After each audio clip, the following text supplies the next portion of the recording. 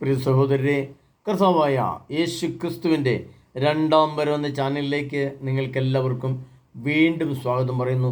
അതിനായി സർവശക്തനായ യേശുനാഥൻ നമ്മെ അനുഗ്രഹിച്ചതിനെ ഓർത്ത് യേശു ക്രിസ്തുവിന് നന്ദി പറയുന്നു. പ്രിയ സഹോദരങ്ങളെ, കഴിഞ്ഞ 2 ദിവസമായിട്ട് കറണ്ടിൻ്റെ അഭാവത്തിൽ വൈഫൈ സംവിധാനം ഇല്ലാത്തതുകൊണ്ടാണ് ക്ലാസ് ഇടാതെ പോയത്. നമുക്കെല്ലാവർക്കും അറിയാവുന്നതുപോലെ കേരളത്തിൽ ശക്തമായ കാറ്റും മഴയും തുടരുകയാണ്. ഞങ്ങളുടെ മലമ്പ്രദേശങ്ങളിലെല്ലാം ശക്തമായ കാറ്റിൻ്റെ ശക്തി കാരണം മരങ്ങൾ കടപുഴുകയും വൈദ്യുത സംവിധാനങ്ങൾ ഇല്ലാതാവുകയും ഒക്കെ ചെയ്തത് കൊണ്ടാണ് പല സംവിധാനങ്ങൾക്കും തടസ്സം വന്നത്. പ്രിയപ്പെട്ടവരെ, നമ്മളിവിടെ യുഗാന്ത്യത്തിലാണ് ജീവിക്കുന്നത് എന്ന് എത്ര പേർക്ക് മനസ്സിലായിട്ടുണ്ടാവും? ഞാൻ ഈ കഴിഞ്ഞ ദിവസം ഒരു സഹോദരനോട് ചോദിച്ചു, എന്തുകൊണ്ടാണ് 2025 എന്ന് പേര് പറയുന്നത്? അപ്പോൾ അദ്ദേഹം 2000 വർഷം കഴിഞ്ഞിട്ട് 25 വർഷമായതുകൊണ്ടാണ് എന്ന് അദ്ദേഹം പറഞ്ഞു. ഞാൻ പറഞ്ഞത് വളരെ ശരി തന്നെയാണ്. 2000 വർഷം കഴിഞ്ഞ ശേഷം 25 വർഷം കൂടെ മുന്നോട്ട് പോയതുകൊണ്ടാണ് 2025 എന്ന് നമ്മൾ പറയുന്നത്. അപ്പോൾ ഈ 2025 എങ്ങനെയാണ് വന്നതെന്ന് നമുക്കറിയാം. AD BC എന്ന ആ കാലഘട്ടം, പ്രപഞ്ചത്തെ കാലഘട്ടം തിരിച്ചതുകൊണ്ടാണ് അതും നമുക്കറിയാം. അപ്പോൾ ഈ കാലഘട്ടത്തിൻ്റെ ഏറ്റവും വലിയ പ്രത്യേകത എന്ന് പറയുന്നത് എന്താണെന്ന് വിശുദ്ധ ഗ്രന്ഥത്തിൻ്റെ അടിസ്ഥാനത്തിൽ നമുക്ക് ഒന്ന് നോക്കാം.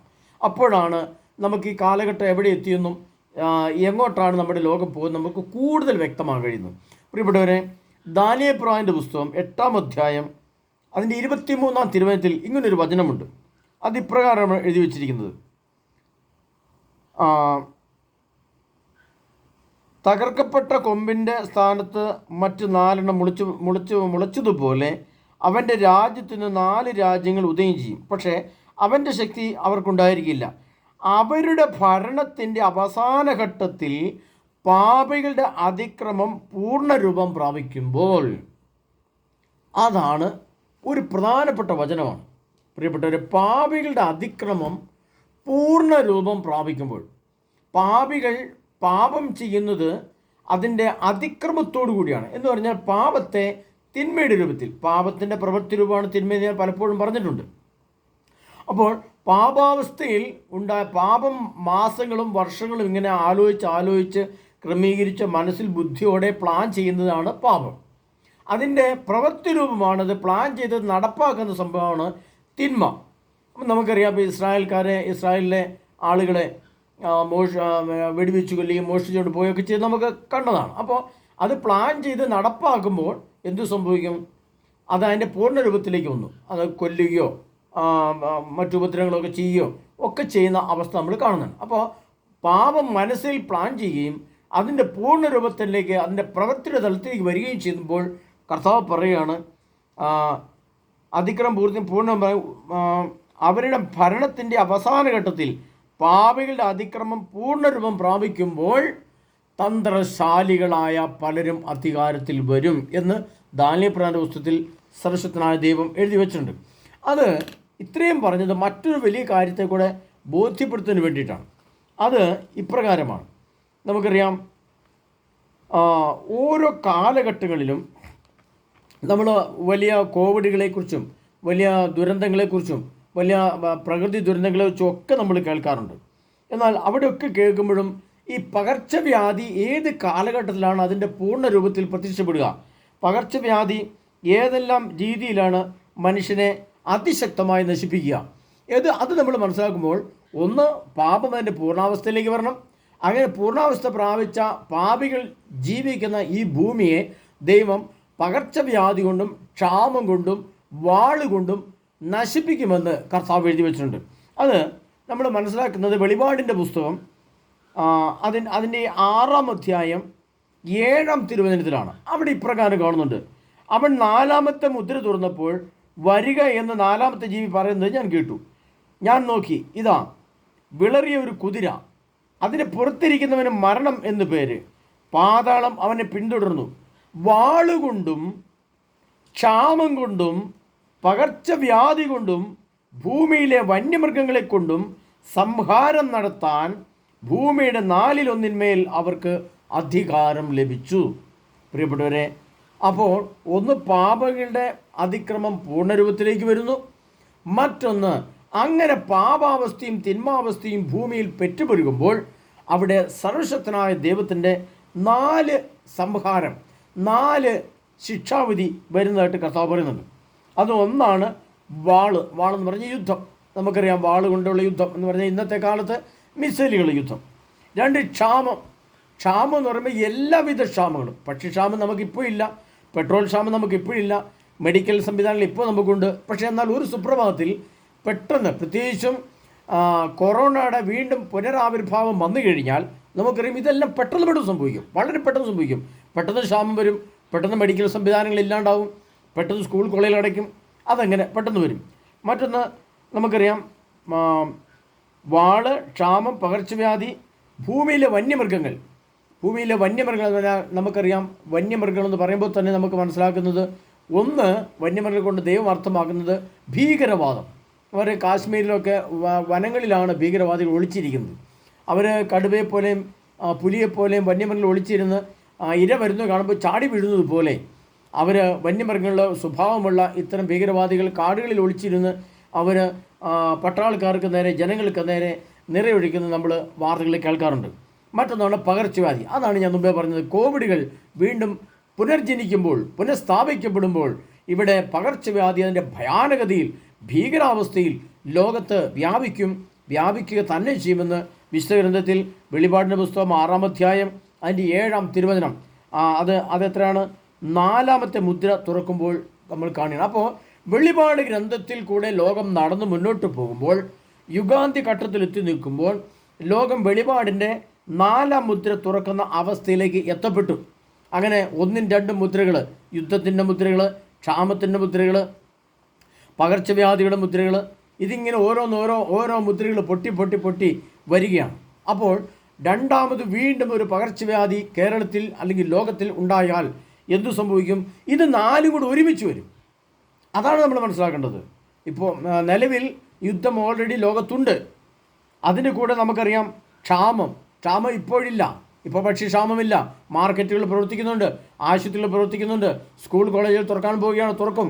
അപ്പോൾ അവിടെ നമുക്ക് എല്ലാ സംവിധാനവും ഇപ്പോഴുണ്ട്.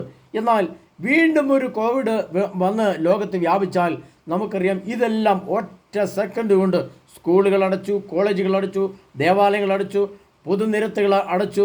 മനുഷ്യൻ വീട്ടിൽ തന്നെ ഭയന്നിരിക്കുന്ന അവസ്ഥയിലേക്ക് വരും. അപ്പോൾ വരുമ്പോൾ ഭക്ഷ്യക്ഷാമം ഉണ്ടാകും. ഭക്ഷ്യക്ഷാമം കൂടുമ്പോൾ കൊലയും വർദ്ധിക്കും. ഇതെല്ലാം ഇതോടനുബന്ധിച്ച് വരുന്ന ഭവിഷ്യത്തുകളാണ്.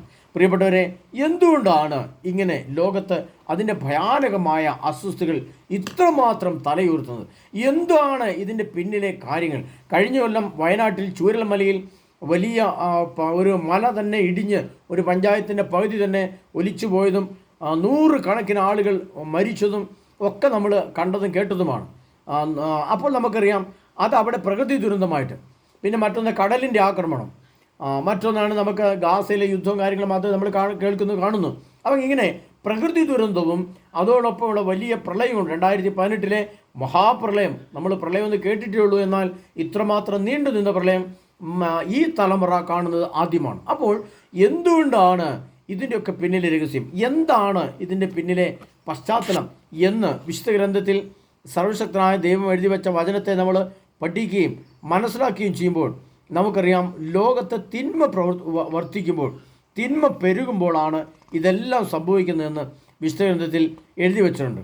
അതുകൊണ്ടാണ് വ്യക്തമായും ശക്തമായും സർവശക്തനായ ദൈവം ഇപ്രകാരം എഴുതി വച്ചിരിക്കുന്നത്.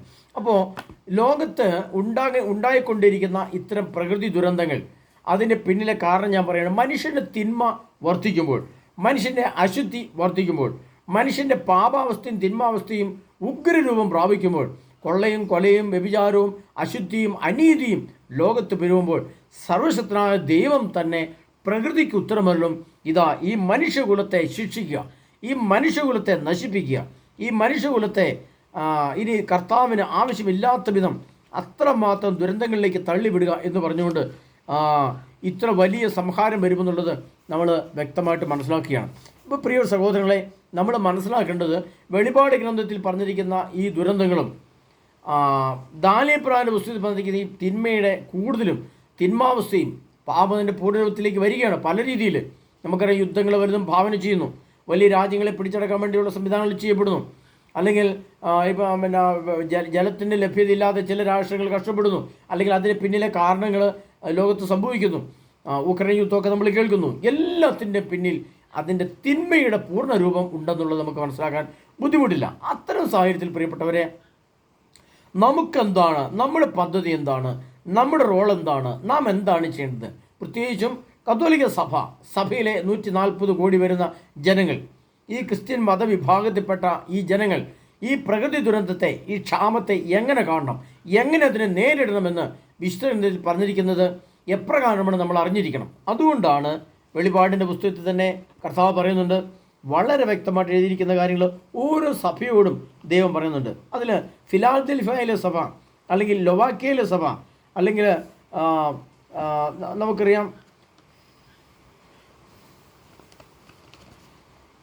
പെർഗാമോസിലെ സഭ, താർസീസിലെ സഭ, സ്പിർനായിലെ സഭ, തിയത്തീറയിലെ സഭ, ഇങ്ങനെ 7 സഭയോട് ദൈവം സംസാരിക്കുന്ന ചില കാര്യങ്ങളുണ്ട്.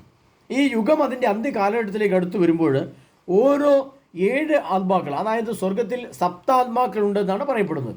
7 ആത്മാക്കൾ ഉണ്ടെന്ന് വിശുദ്ധ സാക്ഷ്യപ്പെടുന്നു. ഈ 7 ആത്മാക്കൾ ഉൾപ്പെടുന്ന 7 സഭയോട് സർവശക്തനായ ദൈവം വളരെ വ്യക്തമായിട്ട് ചില കാര്യങ്ങൾ പറയുന്നുണ്ട്. ആ പറയുന്ന കാര്യങ്ങൾ അതുപടി നമ്മൾ അനുവർത്തിച്ചാൽ നമുക്ക് രക്ഷ കിട്ടും.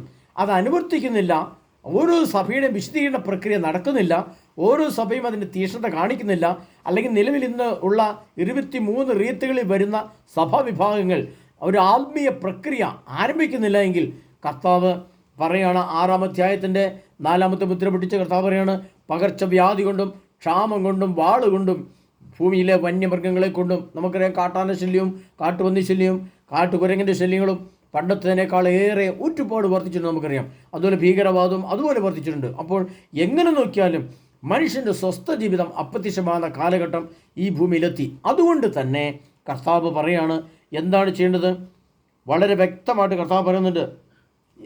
അതിൽ ഫിലാദൽഫിയയിലെ സഭയുടെ കർത്താവ് പറയുകയാണ്, ഫിലാദൽഫിയയിലെ സഭയുടെ ദൂതന് എഴുതുക, പരിശുദ്ധനും സത്യവാനും ദാവീദിൻ്റെ താക്കോൽ കൈവശമുള്ളവനും മറ്റാർക്കും അടയ്ക്കാൻ കഴിയാത്തവണ്ണം തുറക്കുവാനും മറ്റാർക്കും തുറക്കാൻ കഴിയാത്തവണ്ണം അടയ്ക്കുവാനും കഴിയുന്നവൻ പറയുന്നു, നിന്റെ പ്രവൃത്തികൾ ഞാൻ അറിയുന്നു. ഇതാ നിന്റെ മുമ്പിൽ ആർക്കും പൂട്ടാൻ കഴിയാത്ത വിധം തുറന്നു കിടക്കുന്ന ഒരു വാതിൽ ഞാൻ സ്ഥാപിച്ചിരിക്കുന്നു.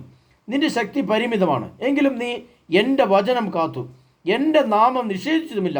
ഇതാ യഹൂദരാണെന്ന് പറയുകയും എന്നാൽ അങ്ങനെ അല്ലാതെ നുണയന്മാരായി നടക്കുകയും ചെയ്യുന്ന സാത്താൻ്റെ സിനഗോഗിൽ നിന്നുള്ള ചിലർ, അവരെ ഞാൻ നിന്റെ കാൽക്ക വരുത്തി കുമ്പിടി വയ്ക്കും. അങ്ങനെ ഞാൻ നിന്നെ സ്നേഹിച്ചുവെന്ന് അവർ ഗ്രഹിക്കും. സകല ഭൂവാസികളെയും പരിശോധിക്കാനായി ലോകത്തിൽ ഉണ്ടാകാനിരിക്കുന്ന പരീക്ഷണങ്ങളുടെ സമയത്ത് നിന്നെ ഞാൻ സംരക്ഷിക്കുകയും ചെയ്യും. ഇത് ഫിലാദൽഫിയയിലെ സഭയ്ക്ക് സർവശക്തനായ ദൈവത്തിൻ്റെ പരിശുദ്ധാത്മാവ് എഴുതുന്ന വചനമാണ്. അവിടെ കുറേ കാര്യങ്ങൾ കർത്താവ് പറയുന്നുണ്ട്. അതിനുശേഷം കർത്താവ് പറയുകയാണ്, ഇത്തരം പ്രശ്നങ്ങൾ ലോകത്തിലുണ്ടാകുമ്പോൾ, ഇത്തരം വലിയ ദുരന്തങ്ങൾ ലോകത്തിലുണ്ടാകുമ്പോൾ, ഇത്തരം വലിയ സങ്കീർണമായ പ്രശ്നങ്ങൾ, ഇത്തരം വലിയ സങ്കീർണമായ കൂട്ടമരണങ്ങൾ, അല്ലെങ്കിൽ ഇനിയും വലിയൊരു കോവിഡിൻ്റെ വ്യാപനം ഉണ്ടായി ലക്ഷക്കണക്കിന് ആളുകൾ മരിക്കുന്ന കാലഘട്ടം വരുമ്പോൾ നാം എന്താണ് ചെയ്യേണ്ടതെന്ന് വ്യക്തമായിട്ട് കർത്താവ് എഴുതി വച്ചിരിക്കുകയാണ്. അതിപ്രകാരമാണ് സകല ഭൂവാസികളെയും ഈ രീതിയിൽ പരിശോധിക്കും. അങ്ങനെ പരിശോധിക്കുമ്പോൾ ലോകത്തിൽ ഉണ്ടാകാനിരിക്കുന്ന പരീക്ഷണങ്ങളുടെ സമയത്ത് നിന്നെ ഞാൻ സംരക്ഷിക്കും. എന്തെന്നാൽ പരീക്ഷകളിൽ ഉറച്ചു നിൽക്കണമെന്നുള്ള എൻ്റെ വചനം നീ കാത്തു. പ്രിയപ്പെട്ടവരെ, ഇവിടെ 2 രീതിയിൽ നീ എന്ന് പറയുന്നുണ്ട്. ഒന്ന്, സകല ഭൂവാസികളെയും പരിശോധിക്കാനായി ലോകത്തുണ്ടായിരിക്കുന്ന പരീക്ഷണങ്ങളുടെ സമയത്ത് നിന്നെ ഞാൻ സംരക്ഷിക്കും. നിന്നെ എന്ന് പറയുന്നത് നീ. അതിനുശേഷം വീണ്ടും ഒന്നും എടുത്ത് പറയുകയാണ്, എന്തെന്നാൽ പരീക്ഷകളിൽ ഉറച്ചു നിൽക്കണമെന്നുള്ള എൻ്റെ വചനം നീ കാത്തു. ഇവിടെ 2 പ്രാവശ്യം പറയുന്നു നീ എന്നാണ്, നിങ്ങൾ എന്ന് പറഞ്ഞിട്ടില്ല. അപ്പോൾ നമ്മൾ മനസ്സിലാക്കണം പ്രിയപ്പെട്ടവരെ, നമുക്ക് മറ്റുള്ളവരെ ഒരു കാര്യം ഒന്ന് പറഞ്ഞു കൊടുക്കാം, ഒന്ന് ബോധ്യപ്പെടുത്താം, അല്ലെങ്കിൽ അതിൻ്റെ പ്രബോധനം കൊടുക്കാം. ഈ സംഭവത്തെ ഇങ്ങനെയാണ് നോക്കി കാണേണ്ടത്, ഈ വിഷയത്തെ ഇങ്ങനെയാണ് നോക്കി ചെയ്യേണ്ടത്, ഈ വിഷയത്തെ നമ്മൾ ഇങ്ങനെ അഭിമുഖീകരിക്കണം, അല്ലെങ്കിൽ ഈ വിഷയത്തെ നമ്മൾ ഇങ്ങനെ മാറ്റി നിർത്തണം. ഇങ്ങനെ വ്യക്തവും സുവ്യക്തവുമായിട്ട് വചനത്തിൻ്റെ അടിസ്ഥാനത്തിൽ, തിരുവചനത്തിൻ്റെ അടിസ്ഥാനത്തിൽ നമുക്ക് പറഞ്ഞു കൊടുക്കാം. പക്ഷേ 1-2 പ്രാവശ്യം പറയാം, അതിനുശേഷം അവർ കേൾക്കുന്നില്ല, അംഗീകരിക്കുന്നില്ലെങ്കിൽ കർത്താവ് പറയാണ്, നീ അവരെ നോക്കണ്ട, നീ മാത്രം നിൻ്റെ കാര്യം ശ്രദ്ധിച്ചാൽ മതി. കർത്താവ് പറയാണ്, നിൻ്റെ ആത്മാവിനെ നീ സംരക്ഷിക്കുക, നിന്നെ ഞാൻ സംരക്ഷിക്കും. എന്തെന്നാൽ പരീക്ഷകളിൽ ഉറച്ചു നിൽക്കണം എന്ന എൻ്റെ വചനം നീ കാത്തു. എൻ്റെ വചനമാണ് യേശു ക്രിസ്തുവിൻ്റെ വചനം നമ്മൾ കാക്കുകയും പരിപാലിക്കുകയും സംരക്ഷിക്കുകയും അത് ആദരിക്കുകയും അനുവർത്തിക്കുകയും ചെയ്തുകൊണ്ട് കർത്താവിനാണ് നിന്നെ ഞാൻ സംരക്ഷിക്കുമെന്ന് പറഞ്ഞിരിക്കുന്നത്. അതിനാൽ പ്രിയ സഹോദരങ്ങളെ, ഇത്തരം വലിയ ദുരന്തങ്ങൾ വീണ്ടും നമ്മുടെ കൺമുമ്പിലേക്ക് വരികയാണ് പ്രിയപ്പെട്ടവരെ. അവിടെ കർത്താവിൻ്റെ വചനം, ക്രിസ്തുവിൻ്റെ വചനം, അത് അപ്പസ്തോല പ്രവർത്തനം, സുവിശേഷം മുതൽ അപ്പസ്തോല പ്രവർത്തനം, അതിനുശേഷം അത് വെളിപാട് ഗ്രന്ഥം, ഇവിടെയൊക്കെ വരുമ്പോൾ നമ്മൾ ഈ കർത്താവായ യേശു ക്രിസ്തുവിൻ്റെ വിവിധ വചനങ്ങളുണ്ട്, വിവിധ നിയമങ്ങളുണ്ട്.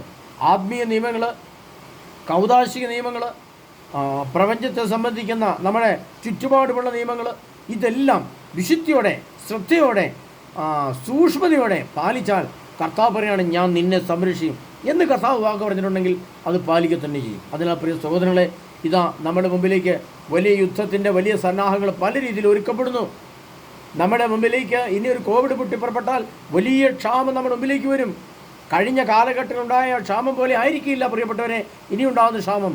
കാരണം നമുക്കറിയാം, വെള്ളപ്പൊക്കത്തോടുകൂടി വലിയ വലിയ മലയിടിച്ചിലോടുകൂടി വലിയ ദുരന്ത മഴയോട് കൂടിയിട്ടാണ് കോവിഡ് പൊട്ടിപ്പുറപ്പെടുന്നതെങ്കിൽ നമുക്കറിയാം എല്ലാ വീടുകളിലും ഭക്ഷ്യക്ഷാമം ഉറപ്പായിട്ടും ഉണ്ടാകും.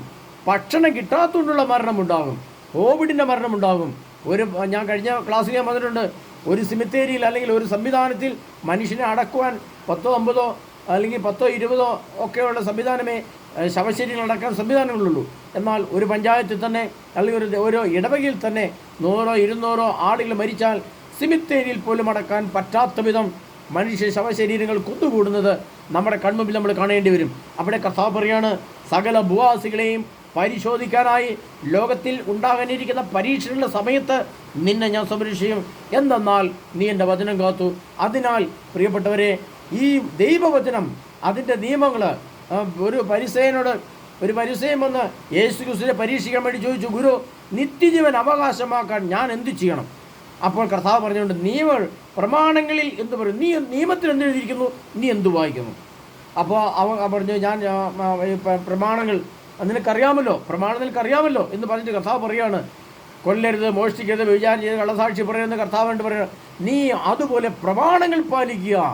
ദൈവത്തിൻ്റെ നിയമങ്ങൾ, ദൈവിക നിയമങ്ങൾ, ദൈവിക വചനങ്ങൾ, ദൈവിക കൂദാശയുടെ ശക്തികൾ തിരിച്ചറിഞ്ഞ് കർത്താവ് യേശു ക്രിസ്തുവിൽ അടിയുറച്ചു നിന്നു. ഇല്ലെങ്കിൽ ഏത് നിമിഷവും ഈ ലോകത്ത് വലിയ പകർച്ചവാദികളും ഏത് നിമിഷവും വലിയ യുദ്ധങ്ങളും പൊട്ടിപ്പുറപ്പെടാം. അപ്പോൾ ഈ പറഞ്ഞ 4 കാര്യങ്ങൾ ഒറ്റ നിമിഷം കൊണ്ട് ലോകത്തിൽ സംഭവിക്കാം. അല്ലാതെ നമ്മൾ ഇന്ന് സുഖിക്കുന്നത് പോലെ എന്നും സുഖിക്കാം, ഇന്ന് കണ്ണുകൊണ്ട് കാണുന്ന പോലെ എന്നും കണ്ണുകൊണ്ട് കാണാം, ഇന്ന് കേൾക്കുന്നത് പോലെ എന്നും കേട്ടുകൊണ്ടിരിക്കാം.